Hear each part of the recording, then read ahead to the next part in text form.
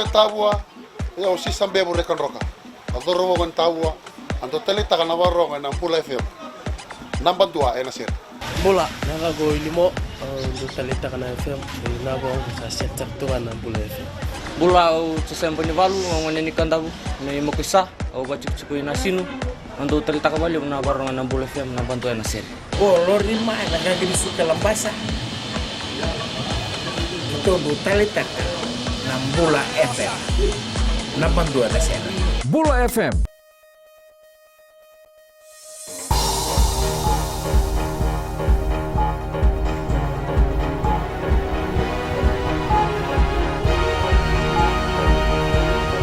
Good evening, this is FBC News. I'm Amrita Priyadarshini. In the news tonight, 33-year-old drowns while far from shore. Government and Labour prepare for ILO visit. And the Fijian Elections Office gears up for union elections.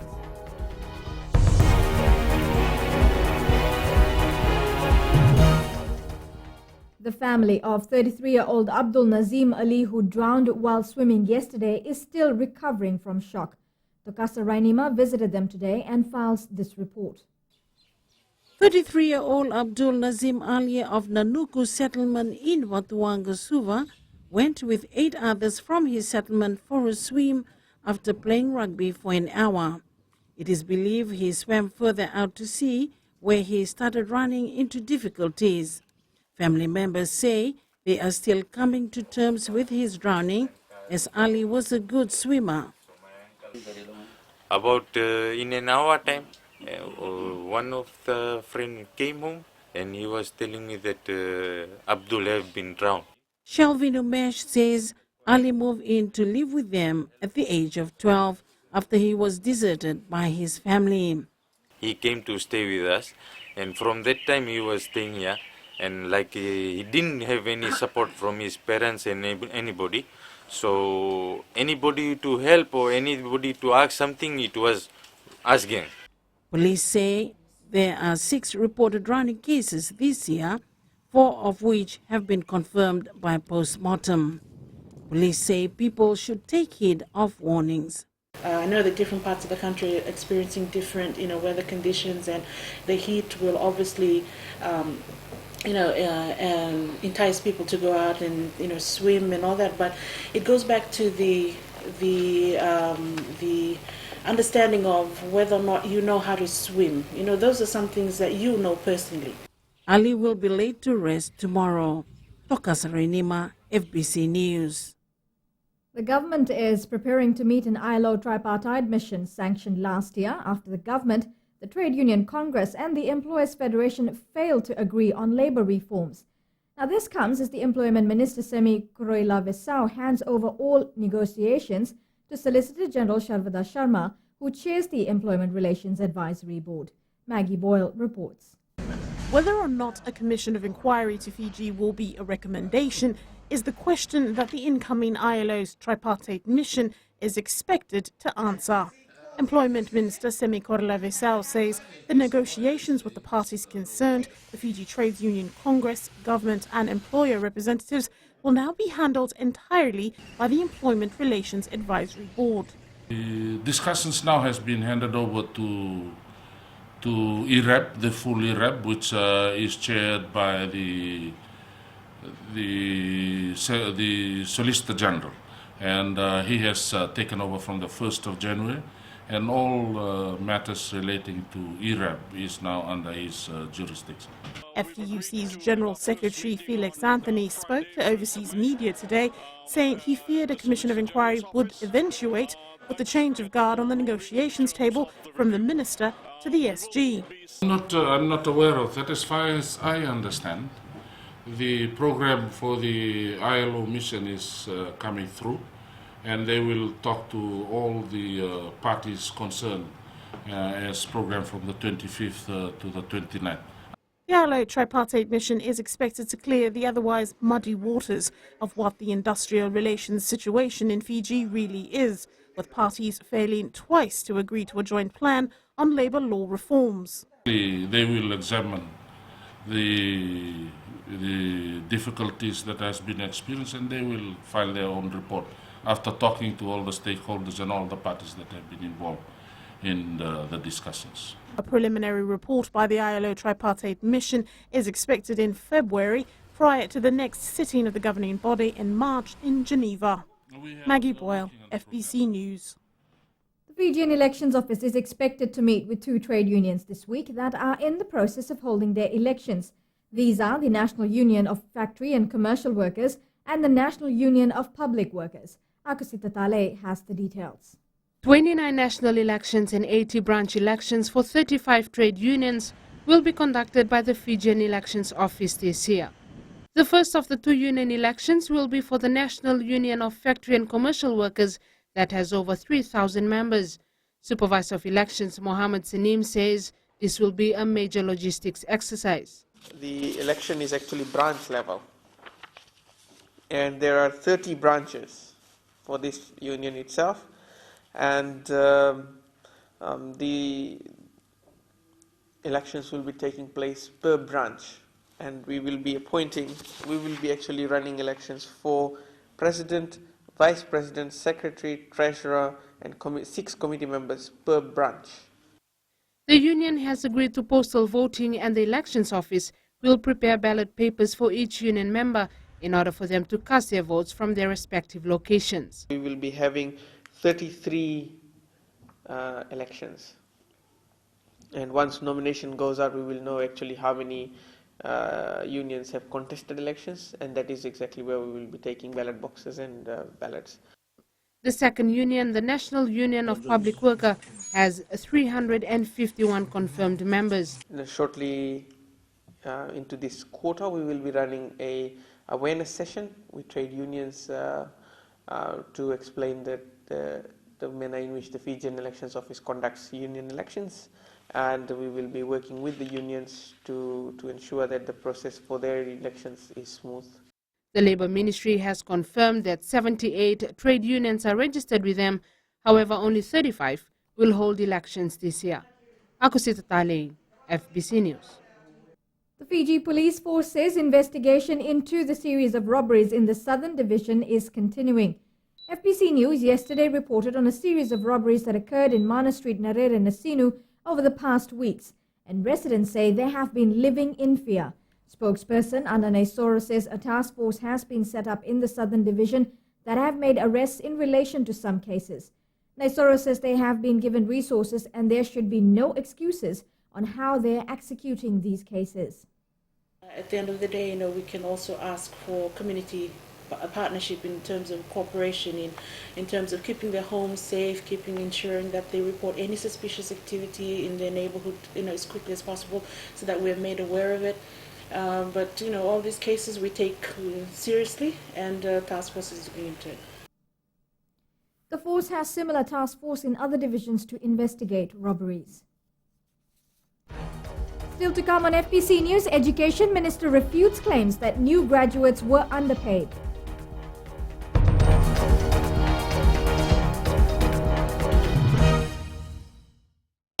And I love Mirchi FM. Hi, my name is Sonny from Canberra. I love listening Mirchi FM online. मैं हूँ उर्मिला देवी आसियासी तावा से जितेन शांडिल को और अश्निल को तावा में lock कर दिया जाए. हम लोग यहाँ से कतो कमे मिर्ची FM सुनता है. मिर्ची FM is hot. I'm Shelly in Tanga Nursery. Mirchi music simply bindas in nursery. मैं अशफाक वालिद हुसैन मिर्ची FM मेरे नस्ल.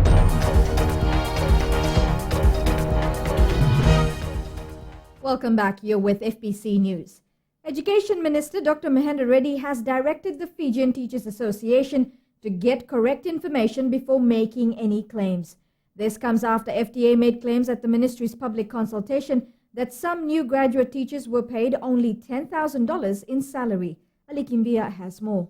The Education Minister has refuted claims that new graduate teachers were underpaid. The claims were made by the Fijian Teachers Association General Secretary Chochi Nakaora during a public consultation in Suva. We never paid any teacher $10,000. Please let me know. We will immediately reimburse. Publicly you are saying that we gave $10,000 as annual salary. No, we never paid any teacher $10,000. That's totally incorrect. The new graduate teachers are entitled to a $12,000 salary Meanwhile, Chuchi Nakora also hit out at the minister, claiming they are not getting the respect they deserve. If something goes wrong in terms of the public criticisms on our policies, and I think, Honourable Minister, you have this habit of going into the media and pointing the teachers as being responsible. If we have to work in partnership for achieving aim and objective in education, I think teachers need to be respected. The minister maintains the welfare of teachers is the main priority of its ministry. Ali Kimbia, FBC News. 5 Fijians who voiced their dissatisfaction with their salaries and living conditions under the Australian Seasonal Workers Program have not yet returned to Fiji. Employment Minister Semi Corella Vesau says while they have breached certain conditions of their visa and are no longer employed, the matter is being handled by Australian authorities. There has been an agreement between our counterparts in Australia and Fiji that Australia will handle all the necessary actions prior to their arrival in Fiji. Australian counterpart will look at the scenario in Australia. We will handle them when they arrive in Fiji. The work visas of the 5 Fijians will expire in April. There are currently 114 Fijians working in Australia under the Seasonal Employment Program. An overseas company with local connections has been awarded the tender to salvage the MV Sullivan. Fiji Port's Chief Executive Vajira Piasena has confirmed to FBC News that close to $90,000 will be spent assessing how the vessel will be salvaged. The Fiji Port CEO has assured the vessel poses no threat to navigation. Piasena says the Ports Authority has yet to inform the successful applicant. Once this is done, details will be published in the dailies, and administrative work for this initiative will start this month.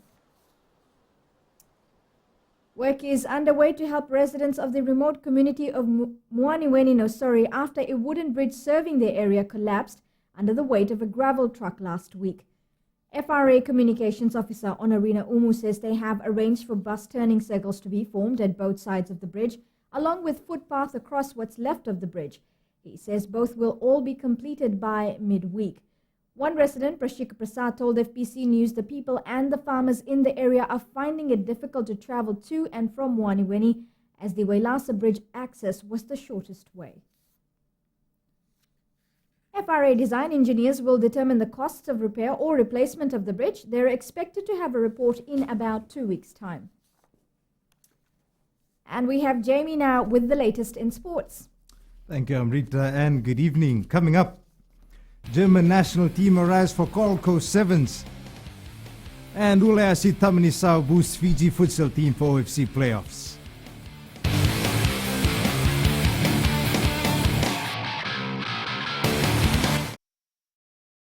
Bula, I'm Dori from Nasinu Market. My choice is simple, Gold FM. Only the classic hits. My name is Yvonne. I'm from Nandi. I love Gold FM, only the classic hits. Sayandra, my name is Sunny. Only the Gold FM at Golden Point Resort, Raki Raki. Hi, I'm Anna of Nasinu. When it comes to a radio, my choice is always Gold FM. Only the classic hits. My name is Anna and I'm from Nandi. I love listening to Gold FM. Gold FM, only the classic hits. Gold FM, only the classic hits.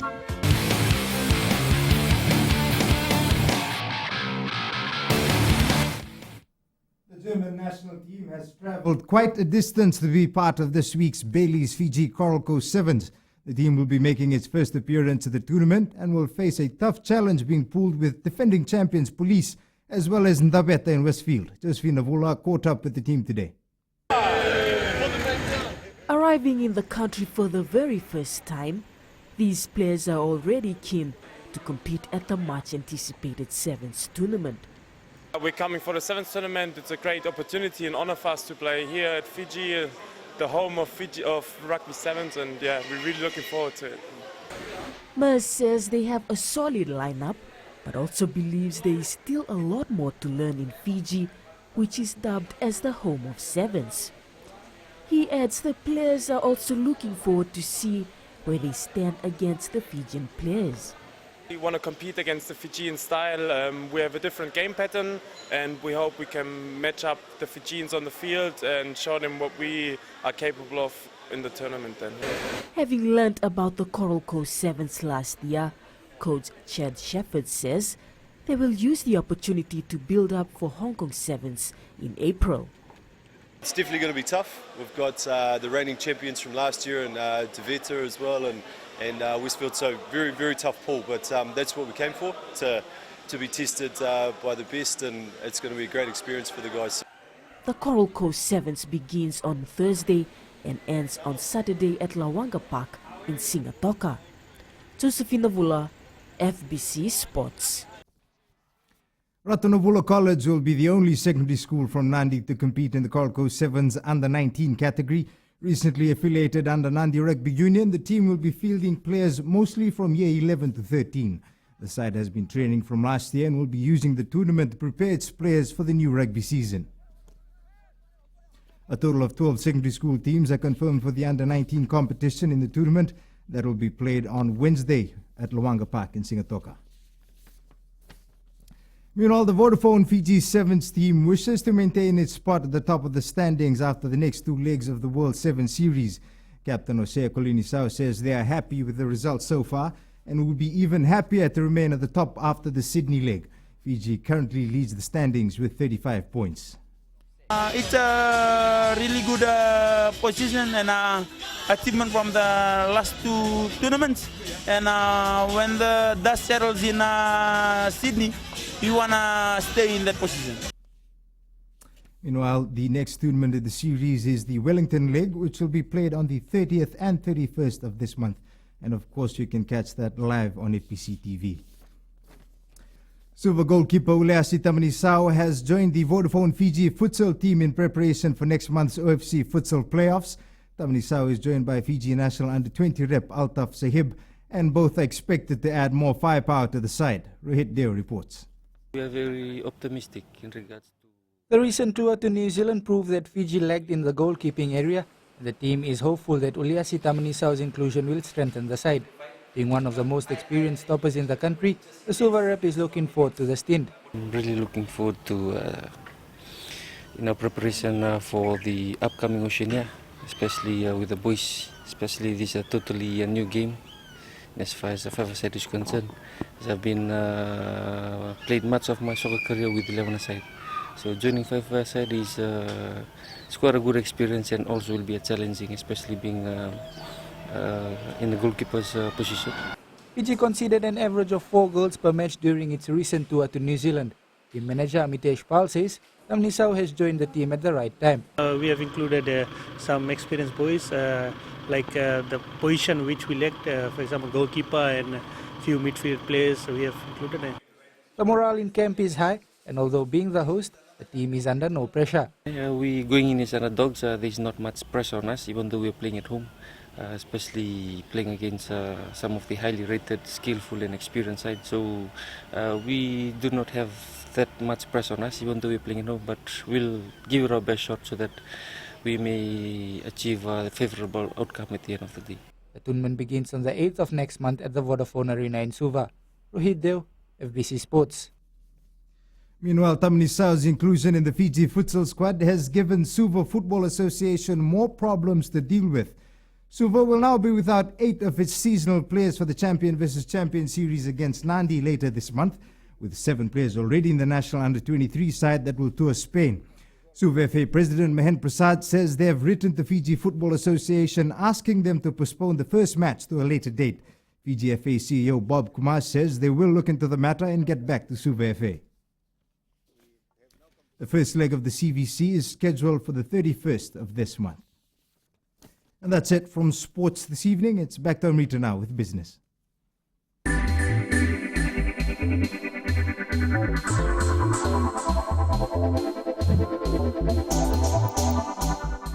The introduction of direct flights to Singapore and San Francisco in the US will not only attract more investors to the Fijian Tourism Expo, but tourist numbers are also expected to increase.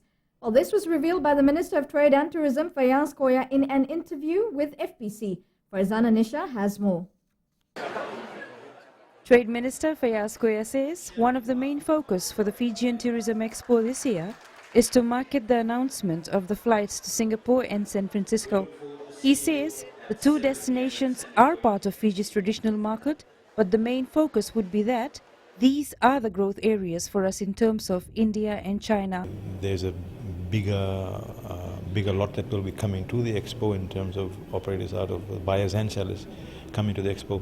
So focus would be on growing those particular markets and also adding on to our traditional Australia and New Zealand markets. So it's always it'll be bigger and better this year. Koya says the first flights from Singapore are scheduled around first week of April, while work has also started to use the route to make connections to India.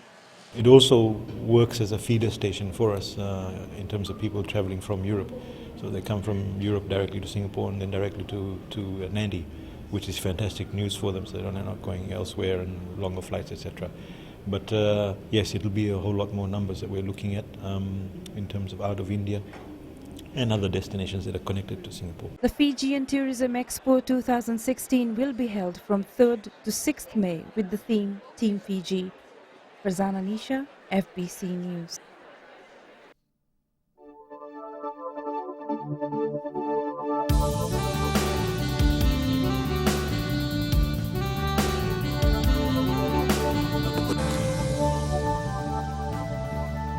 Taking a look at weather today, scattered showers brought a cooling break for the country after an uncomfortably hot weekend. Far to the southwest, Cyclone Ula continued was only a minor factor in our weather. Taking a look at temperatures, Lambasa was the hotspot today at 34 degrees. Suvalotoka and Savu were next at 32 degrees. Nandi reached 31 and Ba 30. Tomorrow should be much like today, some clear skies in the west early in the day, followed by afternoon showers across the nation. Looking ahead to Wednesday, more of the same. At sea, moderate southeast winds to 20 knots and moderate to rough swells. Recapping the main stories, 33-year-old Abdul Nazim Ali of Nanuku settlement in Batuanga, Suva is the latest drowning victim. Prime Minister Varange Bainimarama begins his North tour, and the government prepares to meet with the ILO mission. Results from last week's poll question. Should Asea Kolinisa captain the Fiji Sevens team to the Olympics? A massive 91% voted in the affirmative. On to this week's question, and we are asking, do you support the decision to extend the rent freeze? Visit our FBC website to take part. Remember, you can send us newsworthy pictures and videos on email citizens@fbc.com.fj or share it with us via our Facebook page FBC News. If you're on Twitter, follow and tweet us your news tips at FBC News or simply #FBC News. You've been watching FBC News. I'm Amrita Priyadarshini. Good night.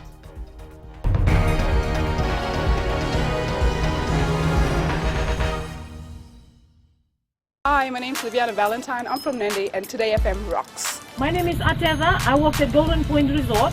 I love listening to Today FM. Today FM rocks. My name is Krish. I'm from Tava. I like listening to Big Breakfast. Today FM rocks. I'm Juliana. I'm from Nautoka and I like listening to Today FM. Hi, my name is Chelly. I live in Arere. Today FM rocks my grog and lollipop. Bula, my name is So. I'm from Navua. I like listening to Today's FM. Bula, my name is Asilika from Raki and Today FM rocks with my flip-flops. Today's hit music on Today FM.